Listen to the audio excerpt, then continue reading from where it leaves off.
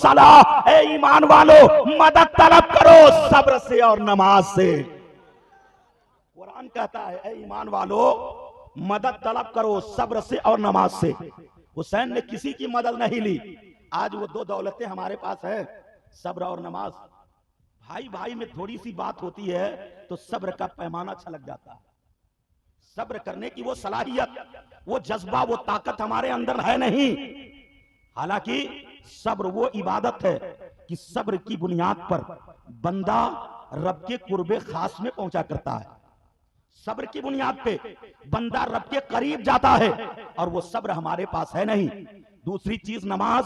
नमाज की बुनियाद पर जब बंदा सजदे में जाता है तो अल्लाह के नबी इरशाद फरमाते हैं कि बंदा अल्लाह से सबसे ज्यादा करीब हो जाता है जब वो सजदे में जाता है। ये दो अजीम हथियार है जिसकी बुनियाद पे हम खुदा तक पहुंच सकते हैं। ए मुसलमानों, दिल खोल करके सुनो, जिससे मदद लेनी होती है उसके पास जाना जरूरी होता है, उससे अपनी बात कहनी जरूरी होती है।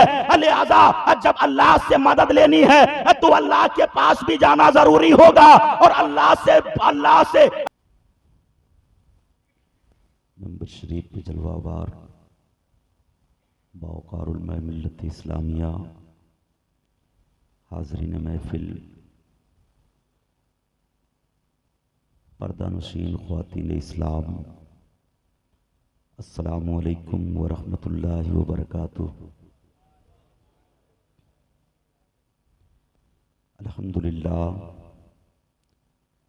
अल्हम्दुलिल्लाहिल्लज़ी अब्दल अफ़लाक वल अर्दीन, वस्सलातु वस्सलामु अला सय्यदिल मुरसलीन व अला आलिहि व अस्हाबिहि व ज़ुर्रिय्यातिहि व अहले बैतिहि अजमईन, अम्मा बाद। फ़क़द क़ाल अल्लाहु तबारक व तआला फ़िल क़ुरानिल अज़ीम वल फ़ुरक़ानिल हमीद।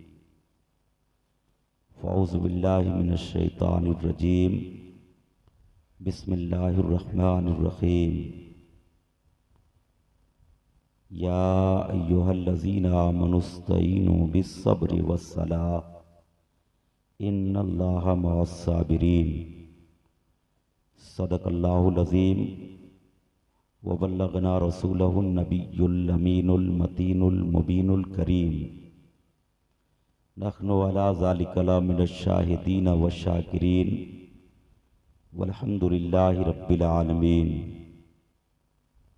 कुछ अर्ज़ व मारूज़ से कब्ल आइए हम और आप मिलकर अपने और सारी कायनात की मरकज़ अक़ीदत हुज़ूर रहमतुल लिल आलमीन, शफ़ीउल मुज़निबीन, ताहा व यासीन, रसूल ग्रामी वक़ार, महबूब परवरदिगार, दोनों आलम के मालिक व मुख्तार जनाब आका मुहम्मदुर रसूलुल्लाह सल्लल्लाहु ताला अलैहि वसल्लम की बारगाह में बवाज़े बुलंद दरूद पाक पढ़ें। पढ़िए अल्लाहुम्मा सल्लि अला सय्यदना शफ़ीना हबीबना मौलाना मुहम्मदिन बारिक सल्लिम सलातम व सलामन अलैका या रसूल अल्लाह सल्लल्लाहु ताला अलैहि वसल्लम। हज़रात, मिंबर नूर पे कायदे अहले सुन्नत, मुहाफ़िज़ मसलक आला हज़रत, नासिर मसलक आला हज़रत, आलिम नबील फ़ाज़िल जलील हज़रत अल्लामा व मौलाना रफ़ीक़ आलम साहब क़िबला मदज़िल्लहुल आली वन नूरानी तशरीफ़ रखते हैं। हज़रत की मुख्तसर गुफ्तगू आप हज़रात ने समात की। मुख्तसर गुफ्तगू जिसको अगर फैला दिया जाए तो कई वर्ग स्याह हो सकते हैं। साथ ही साथ मेंबर नूर पे हज़रत अल्लामा व मौलाना नूरुल हक़ साहब क़िबला मदज़िल्लहुल आली वन नूरानी तशरीफ़ रखते हैं। नक़ीब आज़म हिंदुस्तान हज़रत अल्लामा व मौलाना खुश दिल रज़ा के इस दियारे मोहब्बत में आने का शरफ़ हासिल किया हूँ। मैं आप हज़रात को मुबारकबाद पेश करता हूँ। आप हजरात ने इसे पुरफतन दौर में अपने आका इमाम हुसैन की महफिल पाक सजा करके इतनी रात को बैठ के समात कर रहे हैं। परवरदिगार आलम हमारे हौसले को, जज्बे को कबूल व मकबूल फरमाए। इस पाक बबरकत जिक्र हुसैन की महफिल को कबूल व मकबूल फरमाए। एक बार और नबी और आले नबी की बारगाह में बवाज़े बुलंद दरूद पाक पढ़िए। अल्लाहुम्मा सल्ली अला सैयदना शफीना हबीबना मौलाना मुहम्मदिन बारिक सल्लिम सलातो व सलामुन अलैका या रसूल अल्लाह सल्लल्लाहु ताला अलैहि वसल्लम। एक शायर लिखता है, इस्लाम को सजाने तस्वीर करबला में, इस्लाम को सजाने तस्वीर करबला में, शब्बीर लेके पहुँचे घर बार करबला में, शब्बीर लेके पहुँचे घर बार करबला में, और रखी गई मेना में बुनियाद जिस वफा की, रखी गई मेना में बुनियाद जिस वफा की, उसकी हुई मुकम्मल तामीर करबला में, उसकी हुई मुकम्मल तामीर करबला में। और नामे हुसैन जिंदा, यादे हुसैन जिंदा, नामे हुसैन जिंदा, यादे हुसैन जिंदा, खून से लिखी हुई है तहरीर करबला में, खून से लिखी हुई है तहरीर करबला में। हजरात अभी रात के 12 नहीं बजे हैं, आप बहुत सुस्त नजर आ रहे हैं। मुहर्रम शरीफ के महीने में मुसलमान इतना सुस्त नजर आए, यह हैरत की बात है, ताज्जुब की बात है। इसलिए कि साल में एक बार मुहर्रम शरीफ का चांद नजर आता है, एक साल के लिए ईमान में ताजगी पैदा कर देता है। एक बार मुहर्रम शरीफ का अजीम महीना आता है, एक साल तक के लिए मुर्दा दिलों में जिंदगी डाल के चला जाता है। लिहाजा आप मुहर्रमुल हराम शरीफ के इस अजीम महीने में तशरीफ रखते हैं, वो बेदारी, वो हौसला और वो जज्बा अपने अंदर पैदा करके बैठे। मेंबर नूर एक जिम्मेदार मेंबर है, जिस मेंबर पे बड़ी जिम्मेदारी के साथ मैं आप हजरात से गुफ्तगू करने के लिए उत्तर प्रदेश की सरजमीन से चल करके आपके इस दियारे मोहब्बत में हाजिर हुआ हूँ। हजरात, मैंने शेर पढ़ी है, रखी गई मेना में बुनियाद जिस वफा की। सबको मालूम है कि एक बाप ने अपने बेटे को मेना की सरजमीन पर लेटा दिया था, गले पर छुरी रख दी थी ज़बह करने के लिए। लेकिन दुनिया ये भी जानती है कि मेना की सरजमीन पर वो बेटा ज़बह न हो सका। उसके बदले में अल्लाह रब्बुल इज्जत ने दुम्बा जन्नत से भेज दिया था, और वो दुम्बा ज़बह हुआ था, बेटा ज़बह नहीं हुआ। लेकिन आज पूरी दुनिया के अंदर जिसकी जबान पर देखिए तो वो इस्माइल ज़बीहुल्लाह कहता है, दुम्बा ज़बीहुल्लाह कोई नहीं कहता। हालांकि ज़बह इस्माइल अलैहिस्सलाम नहीं हुए, बल्कि दुम्बा ज़बह हुआ था। और जब दुम्बा ज़बह हुआ था तो इस्माइल अलैहिस्सलाम को ज़बीहुल्लाह क्यों कहा जाता है? तो यकीनन दुम्बा अल्लाह ताला ने हजरत इस्माइल अलैहिस्सलाम का बदल बना करके भेजा था, और जो जिसका बदल होता है यकीनन वो उसी के सर जाया करता है। दुम्बा जब बदल बन के आया तो ज़िबा दुम्बा हुआ, लेकिन वो कुर्बानी हजरत इस्माइल के सर गई, वो सेहरा हजरत इस्माइल के सर बांधा गया। लिहाजा इस फर्शे गीती पर एक बाप ने बेटे को लेटा करके और कुर्बानी की बुनियाद डाल दी, और जब बुनियाद पड़ गई तो जरूरत इस बात की थी कि उस बुनियाद पे इस्लाम की इमारत तैयार होती। जरूरत इस बात की थी कि उस बुनियाद पर इस्लाम का शीश महल बनता, इस्लाम का किला तैयार होता। करबला की सरजमीन पर आका इमाम हुसैन पहुंचे हैं और दुनिया को पैगाम दे रहे हैं, ए दुनिया वालों, करबला की सरजमीन पर मैं आया हूं, तो वही बुनियाद जो हजरत इब्राहिम अलैहिस्सलाम ने मेना की सरजमीन पर रखी थी, उसी बुनियाद पर इस्लाम की तामीर करने आया हूं, इस्लाम का शीश महल बनाने आया हूं, इस्लाम का एक मजबूत किला तैयार करने आया हूं, और ऐसा मजबूत किला तैयार करूंगा कि कयामत तक यजीदियत की आंधी चलती रहेगी और उस किले से टकरा करके चूर चूर हो जाएगी, लेकिन इस्लाम के किले को जमीन पे झुका नहीं सकती है, इस्लाम के किले को नुकसान नहीं पहुंचा सकती है। आका इमाम हुसैन ने इस्लाम को वो ताकत अता किया है, इस्लाम को वो कुव्वत अता किया है। आपने मुझसे कबल समात की कि इमाम हुसैन ने अपने खून के जरिया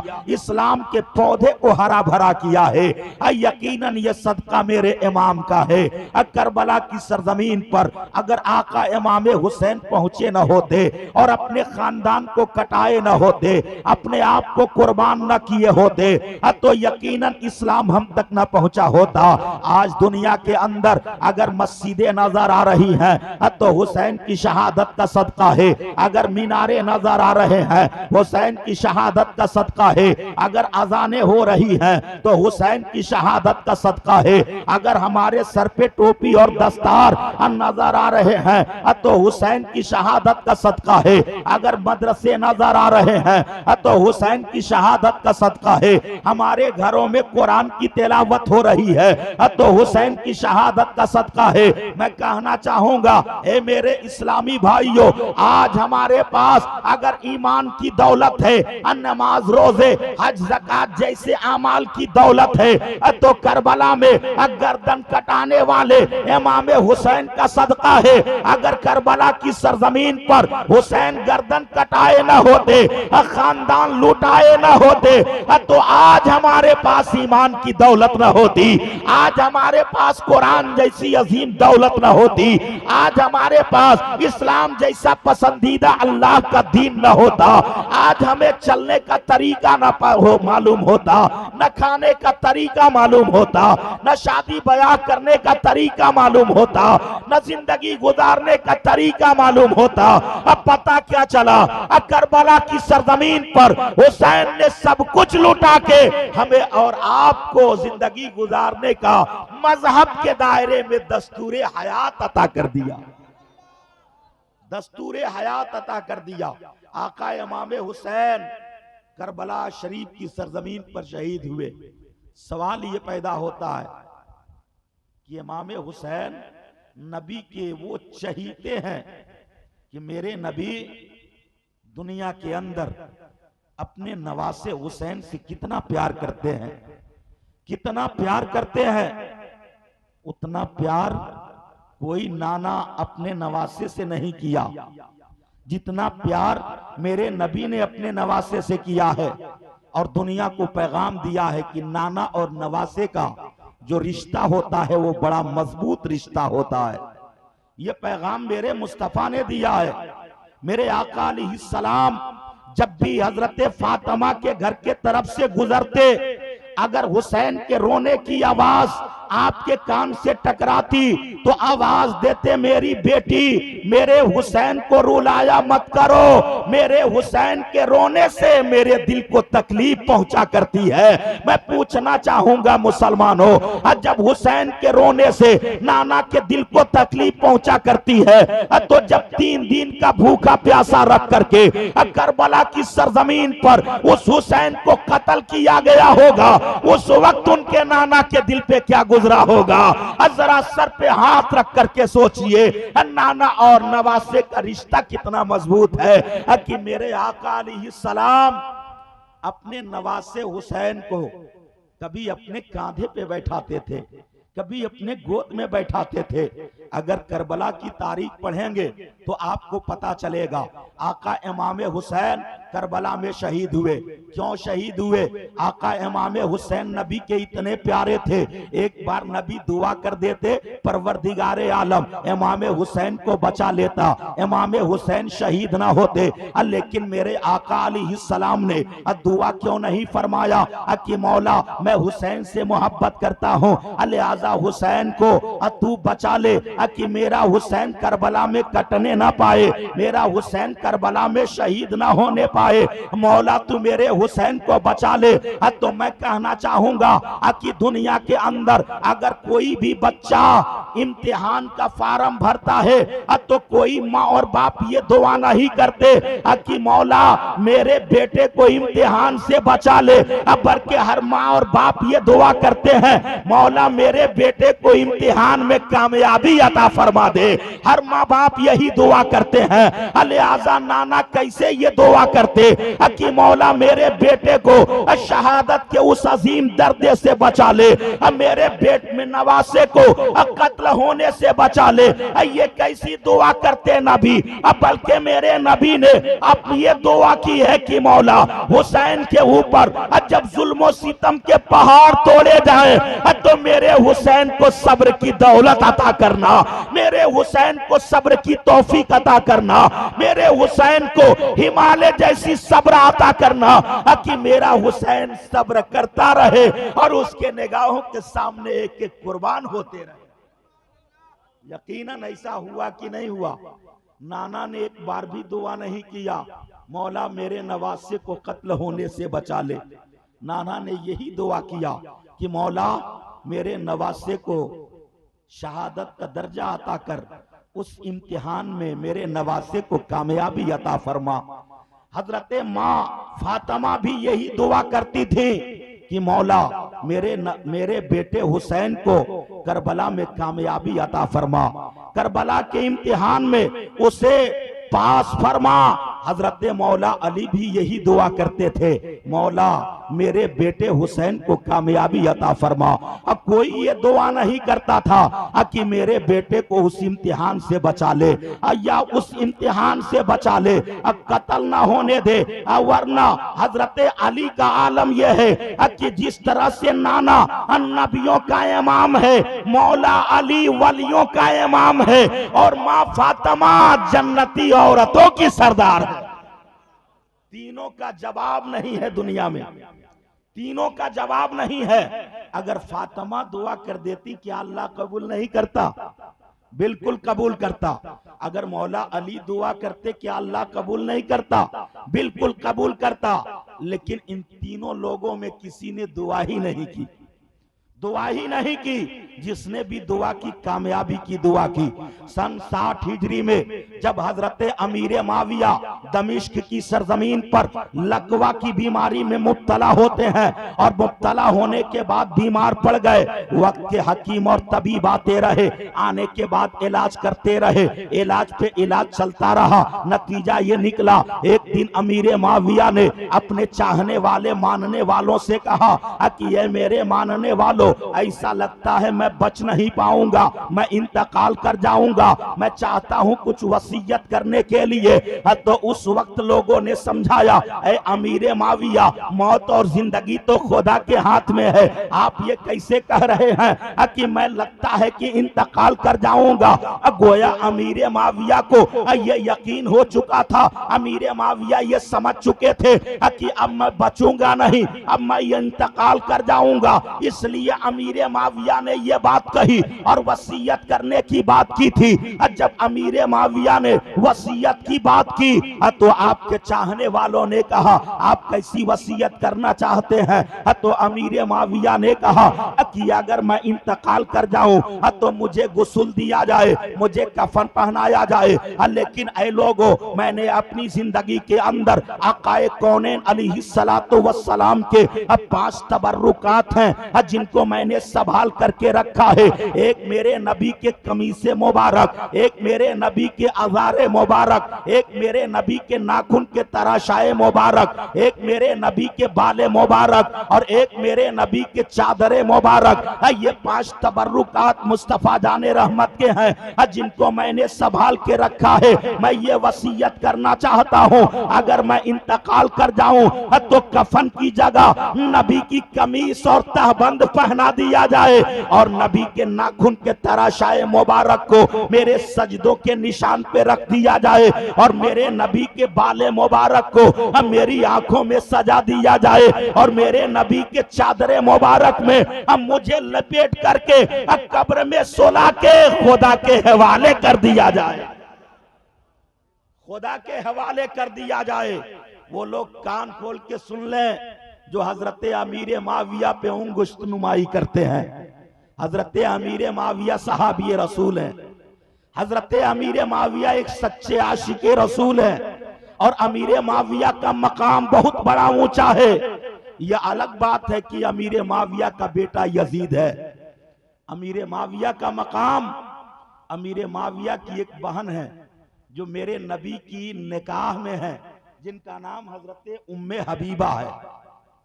इस रिश्ते की बुनियाद पर अमीर माविया मेरे नबी के सगे साले होते हैं, सगे साले होते हैं।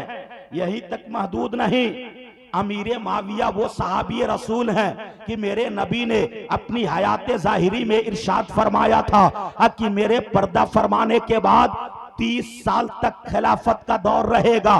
30 साल के बाद इस्लामी सल्तनत कायम हो जाएगी और जो इस्लामी सल्तनत कायम करेगा यानी इस्लामी सल्तनत का जो सबसे पहला बादशाह होगा वही बादशाह हजरत अमीर माविया होंगे। अब पता क्या चला, जब खिलाफत का सिलसिला चला है तो मेरे नबी के बाद अबू बकर खलीफा बने, मेरे नबी के बाद हजरत उमर खलीफा बने, हजरत उस्मान गनी खलीफा बने, हजरत मौला अली खलीफा बने।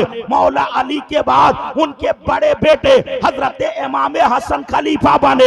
लिहाजा खलीफा खिलाफत इमाम हसन पे आके खत्म हो जाती है और यहाँ मेरे नबी के फरमान के मुताबिक 30 साल पूरा हो जाता है। उसके बाद दौर अमीर माविया का आता है। अब खिलाफत नहीं, इस्लामी सल्तनत शुरू हो रही है।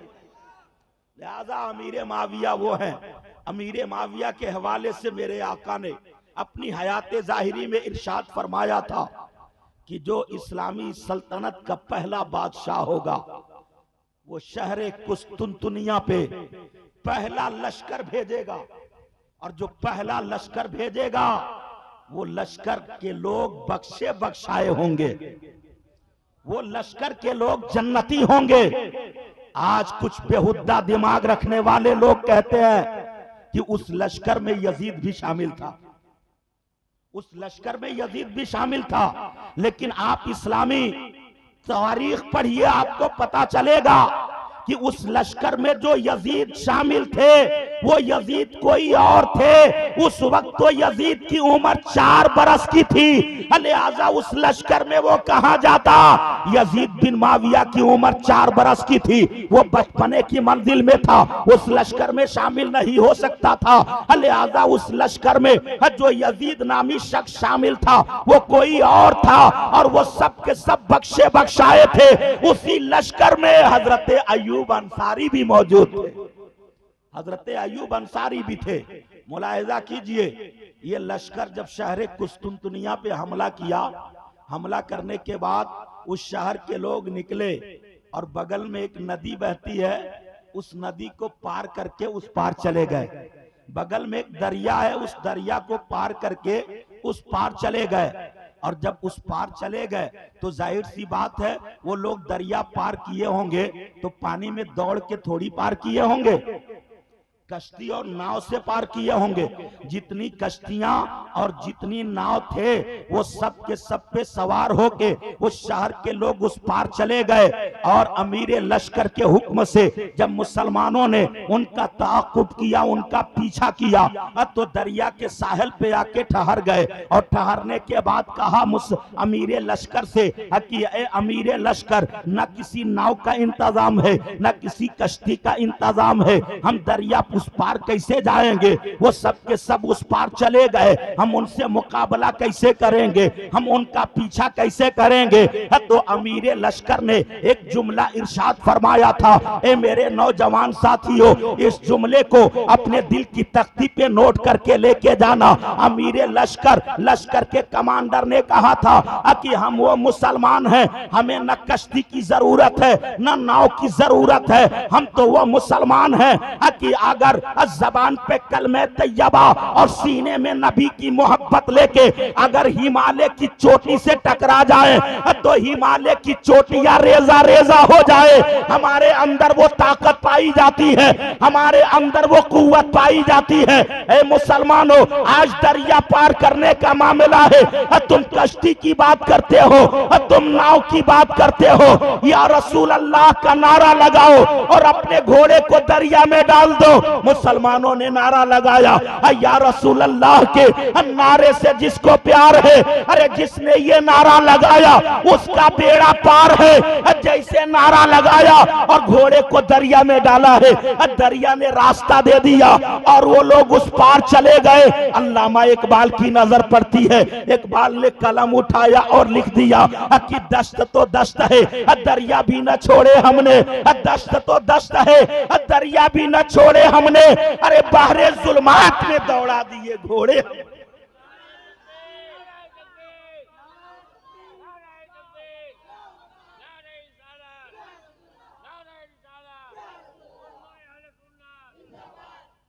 हजरात सोचिए वो कौन सी ताकत थी, वो कौन सी कुव्वत थी। जंगे बद्र को आपने सुना होगा, 313 हजारों पे भारी पड़ गए। वो कौन सी ताकत थी? आइए मुसलमानों की तारीख पढ़े। मुसलमान दुनिया को ये पैगाम देते थे कि हम मुसलमान हैं, हम हथियारों के बलबूते पे नहीं लड़ते हैं, हम साज और सामान की बुनियाद पे नहीं लड़ते हैं, हम मुसलमान हैं अपने ईमान की ताकत की बुनियाद पे लड़ते हैं। हजरात, उस दौर के मुसलमान जंग में होते, घोड़े पर होते, अगर अजान हो गई, नमाज का टाइम हो गया, तो घोड़े पर ही नमाज की नियत कर ली, घोड़े पर भी नमाज पढ़ने लगे। जिसको शायर ने कहा कि तलवारों के साए में, न मस्जिद में न बैतुल्लाह के दीवारों के साए में नमाजे इश्क अदा होती है तलवारों के साए में। वो मुसलमान थे। आज हफ्ते में एक दिन जुमा पढ़ लेने के बाद हम ये दावा करते हैं कि हम मुसलमान हैं और हमारे ऊपर जुल्म हो रहा है। हमारी ताकत कहां खत्म हो गई? मैं कहूंगा ताकत खत्म नहीं हुई है, हमारी गैरत मर चुकी है, हमारे अंदर वो पाबंदी नहीं है। अगर आज भी वो पाबंदी आ जाए तो हम हजरते अल्लामा इकबाल का ये शेर पढ़ते नजर आएंगे कि आज भी जो हो बराहीम सा ईमा पैदा, तो आग कर सकती है अंदाजे गुलसता पैदा। लेकिन आज वो पाबंदी आ जाए तब नमाज पढ़ते नहीं, ताकत कहां से आएगी? दुनिया के अंदर सबसे बड़ी दौलत मुसलमान की नमाज है और उसको मैं कुरान से साबित कर दूंगा। आज परेशानी आती है, बड़े भाई के पास गए, गांव में जो दौलतमंद है उसके पास गए, जो नेता है उसके पास गए, मुख्यमंत्री के पास गए, प्रधानमंत्री के पास गए। जब मुसीबत आती है, आपके सामने करबला की तारीख पड़ी हुई है। ए मुसलमानों, जब मुसीबत आए तो करबला क्यों नहीं पढ़ लेते हो? जब इमाम हुसैन के ऊपर मुसीबत आई तो उनके पास हवा का फरिश्ता आया था। हवा के फरिश्ते ने कहा, हुसैन एक बार इजाजत दे दो, इतनी तेज हवा का झोंका लेके आऊंगा, इन सारे यजीदियों को उड़ा ले जाऊंगा। आग का फरिश्ता आया था, कहा था, ए हुसैन एक बार इजाजत दे दो, आग के शोले अब बरसाना शुरू कर दूंगा, ये सब के सब जल करके राख हो जाएंगे। पानी का फरिश्ता आके कहा था, ए हुसैन एक बार इजाजत दे दो, ताकि इतना ज्यादा पानी लेके आऊंगा, ये सब के सब बहते नजर आएंगे। लेकिन हुसैन ने कहा था कि ये हवा का फरिश्ता, तेरी मदद की मुझे जरूरत नहीं है। ए आग का फरिश्ता, तेरी मदद की मुझे जरूरत नहीं है। ए पानी का फरिश्ता, तेरी मदद की मुझे जरूरत नहीं है। अल्लाह कुरान में फरमाता है, या अय्युहल्लज़ीना आमनुस्तईनु बिस्सब्र वस्सलाह, ए ईमान वालो मदद तलब करो सब्र से और नमाज से। कुरान कहता है, ए ईमान वालो मदद तलब करो सब्र से और नमाज से। हुसैन ने किसी की मदद नहीं ली। आज वो दो दौलतें हमारे पास है, सब्र और नमाज। भाई भाई में थोड़ी सी बात होती है तो सब्र का पैमाना छलक जाता है। सब्र करने की वो सलाहियत, वो जज्बा, वो ताकत हमारे अंदर है नहीं।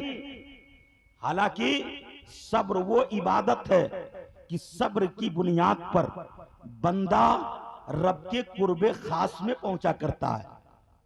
सब्र की बुनियाद पे बंदा रब के करीब जाता है, और वो सब्र हमारे पास है नहीं। दूसरी चीज नमाज, नमाज की बुनियाद पर जब बंदा सजदे में जाता है तो अल्लाह के नबी इरशाद फरमाते हैं कि बंदा अल्लाह से सबसे ज्यादा करीब हो जाता है जब वो सजदे में जाता है। ये दो अजीम हथियार है जिसकी बुनियाद पे हम खुदा तक पहुंच सकते हैं। ए मुसलमानों, दिल खोल करके सुनो, जिससे मदद लेनी होती है उसके पास जाना जरूरी होता है, उससे अपनी बात कहनी जरूरी होती है। लिहाजा जब अल्लाह से मदद लेनी है तो अल्लाह के पास भी जाना जरूरी होगा, और अल्लाह से अपनी बात भी कहनी जरूरी होगी। और अल्लाह के पास पहुंचने के लिए हमारे पास दो ही रास्ते हैं, एक का नाम सब्र है, दूसरी का नाम नमाज है। और ये दोनों में कोई हमारे पास है नहीं, दोनों में कोई हमारे पास है नहीं। फिर अल्लाह की मदद हमें मिलेगी कैसे?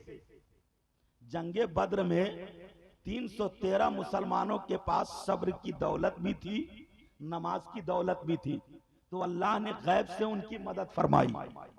अल्लाह ने गैब से उनकी मदद फरमाई। करबला में इमाम हुसैन के पास सब्र की दौलत भी थी, नमाज की दौलत भी थी, तो अल्लाह ताला ने मदद क्या फरमाई? ए हुसैन, अगरचे करबला में कट जाओगे लेकिन कट करके भी कयामत तक के लिए जिंदा हो जाओगे। कट करके भी कयामत तक के लिए जिंदा हो जाओगे। हजरात, कितना बड़ा दर्जा मिला हुसैन को, कितना बड़ा मर्तबा मिला हुसैन को। कटने के बाद भी हुसैन जिंदा है, और बच करके भी यजीद मुर्दा है, बच करके भी यजीद मुर्दा है। और उसको मैं इस तरह समझाऊं, आज पूरी दुनिया के अंदर जायजा लें, जो यजीद के हमायत में खड़े होते हैं वो भी यजीद के नाम पे नजरो नियाज नहीं करते। सुनिए गौर से, जो यजीद के हमायत में खड़े हैं वो भी यजीद के नाम पे नजरो नियाज नहीं करते, यजीद के नाम पे दौलतें नहीं लुटाते, यजीद के नाम पे खाना नहीं बनाते, यजीद के नाम पे मिस्कीन को नहीं खिलाते, यजीद के नाम पे सदका और खैरात नहीं करते। लेकिन ए हुसैनियों, आप अपने मुकद्दर पे नाज करो कि हुसैन कल भी जिंदा था, हुसैन आज भी जिंदा है, हुसैन कयामत तक जिंदा रहेगा। हम हुसैन के नाम पे कल भी लुटाते थे, हुसैन के नाम पे आज भी लुटाते हैं, हुसैन के नाम पे कयामत तक लुटाते रहेंगे। बल्कि दुनिया के अंदर ऐसे ऐसे हुसैनी पाए जाते हैं कि वक्त आने के बाद दौलत क्या चीज है गर्दन कटा देंगे। ऐसे ऐसे हुसैनी पाए जाते हैं। यकीनन वो जज्बा हमारे अंदर होनी चाहिए, लेकिन आप हजरात बहुत सुस्त बैठे हैं। आप हजरात जिस मजमे में है, इस जगह पे तकरीर बोली नहीं जाती है, खतीब से बुलवाया जाता है, बुलवाया जाता है। और बुलवाना यह आपकी जिम्मेदारी है। चुपचाप बैठे रहेंगे तो मैं बोलूंगा। अगर आप बेदार हैं तो एक आध नारा तो लगा सकते हैं। है कोई आदमी जो नारा लगाए? माशाअल्लाह, खड़े होके, खड़े होके।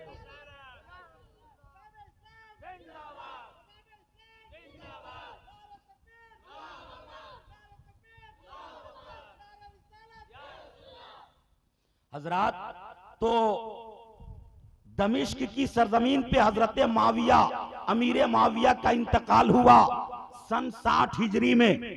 और करबला की तारीख कब पेश आई? 61 हिजरी में। 60 हिजरी में अमीर माविया का इंतकाल हुआ। इंतकाल से पहले आपने एक ये वसीयत की, और दूसरी वसीयत, कुछ लोग आपके करीब पहुंचे और पहुंचने के बाद कहा, ए हजरत अमीर माविया, आपके पर्दा फरमाने के बाद क्या आपका जानिशीन कौन बनेगा? क्या आपका जानिशीन यजीद बनेगा? तो उस वक्त अमीर माविया ने क्या फरमाया था? अमीर माविया ने इरशाद फरमाया कि यजीद के अंदर बचपना पाया जाता है। ये तारीख के अल्फाज में बयान कर रहा हूं। अमीर माविया ने कहा था कि यजीद के अंदर बचपना पाया जाता है, वो इस लायक नहीं है कि मुसलमानों का अमीर बन सके, वो इस लायक नहीं है कि मुसलमानों का रहनुमा बन सके, मुसलमानों का पेशवा बन सके। लिहाजा लोगों ने पूछा, तो आखिर इस वक्त कौन है जो मुसलमानों का अमीर बन सके, मुसलमानों का पेशवा बन सके?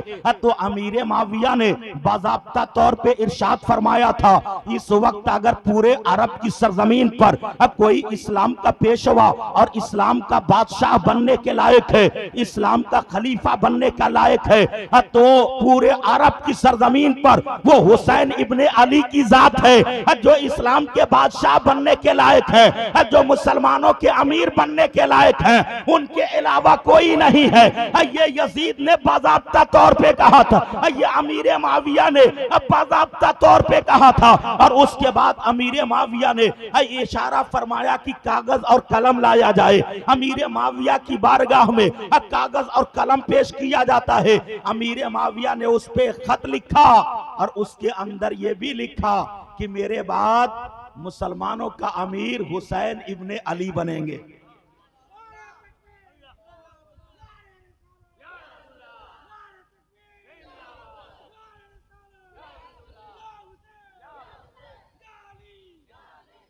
हजरात, आज जो झगड़े होते हैं, यजीद जो तख्ते सल्तनत पे फाइज हुआ, हकीकत क्या है?